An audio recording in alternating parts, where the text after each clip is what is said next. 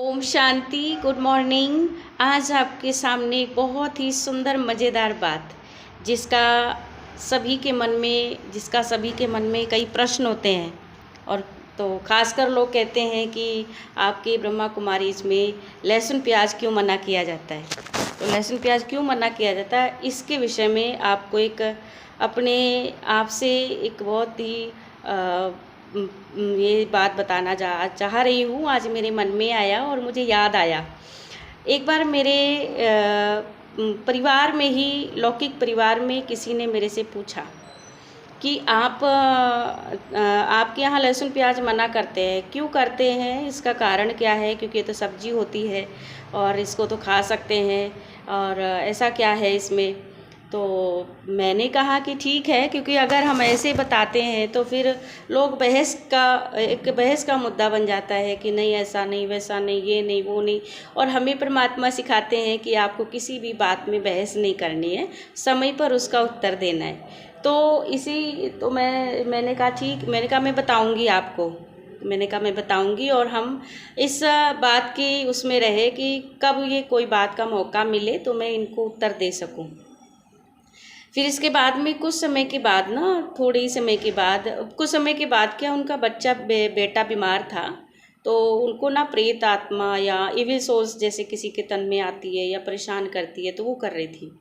उनको किसी ने बताया कि आप बालाजी सरकार जाओ। जो बालाजी सरकार जाते हैं ना, वहाँ पे ये सारी चीज़ें वो ख़त्म कराते हैं। तो वो गए वो लोग। जब वहाँ से वापस आए तो बेटा थोड़ा ठीक था। तो मैंने बोला कि इसको ठीक करने के लिए क्या बताया उन्होंने? अच्छा, मुझे तो पता है कि वहाँ पे क्या बताते, क्या क्या होता है, कैसे वो ठीक करते, क्या करते। फिर भी मैंने उनसे पूछा। उन्होंने कहा कि उसको बचाने के उसके लिए उन्होंने जो है कुछ चीज़ें मना की है। उन्होंने कहा क्या मना किया हुआ है, क्या किस लिए ठीक हो रहा है? तो उन्होंने कहा कि मना इसलिए ये किया हुआ है। उन्होंने कहा कि अगर आपको इविल सोर्स से बचना है और बच्चे की तबीयत को ठीक रखना है तो उसके लिए आपको खास यही 2 चीज़ें बंद करनी पड़ेंगी। और उन्होंने भी लहसुन प्याज ही बंद कराया। वो खुद कहते कि उन्होंने कहा कि आपको लहसुन प्याज नहीं खाना है, ना खिलाना, ना घर में बनाना है, जब तक इस बच्चे की तबीयत ठीक नहीं हो जाती है। तो मुझे प्रश्न का उत्तर मिल गया। तो फिर मैंने कहा देखो, आपने एक बार उस दिन मुझे पूछा था ना कि आप लहसुन प्याज क्यों नहीं खाते हो। तो मैंने कहा कि आप एक भूत को निकालने के लिए, देखो एक भूत, इसके अंदर वो कोई भूत है, विल सोल है, उसको निकालने के लिए उन्होंने यही मना किया ना कि लहसुन प्याज नहीं खाना है। यानी ये चीज़ें ना तामसिक होती हैं, और इसकी ये चीज़ें तामसिक होती हैं, और गुस्सा, क्रोध और ये नेगेटिव एनर्जी जो है ना, ये सारी चीज़ें आती हैं। तो इसलिए भूत को भगाने के लिए, इविल सोल्स को भगाने के लिए, ताकि आपके घर में कलह क्लेश ना हो, बच्चा ठीक रहे, स्वस्थ रहे, उसके लिए उन्होंने ये चीज़ मना की। और आप उसको कर रहे हो। बोले हाँ, जब तक ठीक नहीं हो जाता हम इसको छुएंगे भी नहीं, लाएंगे भी नहीं। मैंने कहा आप क्यों कर रहे हो? उन्होंने कहा क्योंकि हम अपने बच्चे को ठीक करना चाहते हैं, स्वस्थ करना चाहते हैं।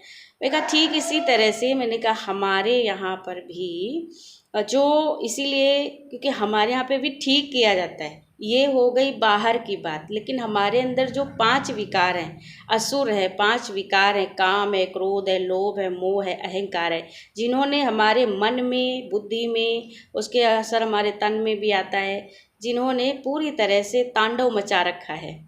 और इन भूतों को ही भगाने के लिए जो राजयोग की प्रक्रिया हम लोग अपनाते हैं, उस राजयोग की प्रक्रिया में ही ये चीज़ें मना की जाती। खासकर इसका परहेज होता है क्योंकि ये सारी चीज़ें तामसिक होती हैं, और जब ये चीज़ें तामसिक होंगी, हम खाते रहेंगे, तो हमारे अंदर वो भूत जो है हमारे अंदर से भागेंगे नहीं। इसीलिए हमें भी अपने अंदर के भूतों को भगाना है। इसीलिए इन कुछ चीज़ों का परहेज करना बहुत ज़रूरी है। और जब परहेज करना ज़रूरी है, परहेज करेंगे तो हम स्वस्थ रहेंगे, मस्त रहेंगे, और दुनिया में भी सबको सुख शांति बांटेंगे, और खुद भी सुख शांति में रहेंगे, सबको सुख शांति बांटेंगे, और सभी को शुभ भावना, शुभ कामना रहेगी। किसी प्रकार की कोई तामसिकता नहीं, कोई कलह क्लेश नहीं होगा। इसीलिए ये चीज़ें जो है परहेज के लिए ज़रूरी है। तो जब उस एक भूत के लिए लहसुन प्याज छोड़ते हैं, हम यहाँ पर 5 भूतों को भगाने के लिए लहसुन प्याज का परहेज करते हैं। तो ये था हमारा प्रैक्टिकल। आज मुझे याद आया तो मैंने कहा आप सभी के साथ ये बात शेयर करते हैं। तो आप सभी कमेंट में बताइए कि अपने अंदर के भूतों को भगाना है तो ये छोड़ना है या नहीं भगाना है ना। अगर अपने अंदर के भूतों को भगाना है, अपना जीवन सुख शांति से भरपूर करना है, तो तामसिक चीज़ों से बहुत दूर रहना है। और तामसिक चीज़ों से दूर रहेंगे तो हमारा धीरे धीरे सात्विक जीवन बनता जाएगा, है ना। ठीक है, ओम शांति। लास्ट में एक बात और कहना चाहूँगी कि हम सभी देखते हैं कि जब हम पूजा पाठ करते हैं तो हम अपने पूर्वजों को यानी देवी देवताओं को भी इसका भोग नहीं लगाते हैं, इसका भोग नहीं लगता। और ना ही हम पूजा पाठ के समय जो पूजा पाठ करते हैं उनको उतने समय के लिए परहेज बताया जाता है।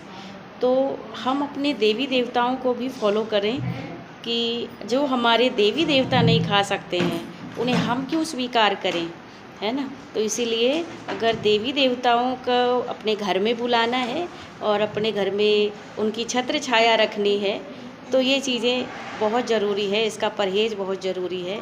इसीलिए ये चीज़ें परहेज के तौर पर बताई जाती हैं। ओम शांति।